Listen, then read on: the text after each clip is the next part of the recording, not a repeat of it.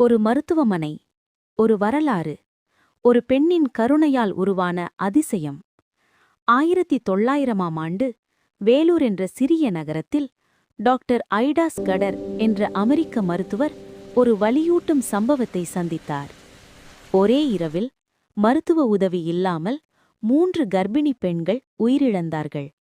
அந்த தருணத்தில் இனி யாரும் இப்படி சாகக்கூடாது என்று அவர் எடுத்த உறுதியே Christian medical college CMC Vellore. ஒரு சிறிய மருத்துவமனையாக தொடங்கிய சிஎம்சி ஏழைகள், பெண்கள் அனைவருக்கும் சிகிச்சை அளிக்கும் மனிதநேய மையமாக வளர்ந்தது. 1918இல் மருத்துவக் கல்லூரி, 1942இல் அனைவருக்கும் கல்வி. இன்று உலகமறிந்த மருத்துவ நிறுவனம். சிஎம்சி என்பது மருத்துவமனை மட்டுமல்ல, சேவை, கல்வி, கருணை மூன்றும் சேர்ந்த ஒரு வாழ்க்கை. வேலூர் சிஎம்சி, சேவையே அதன் அடையாளம்.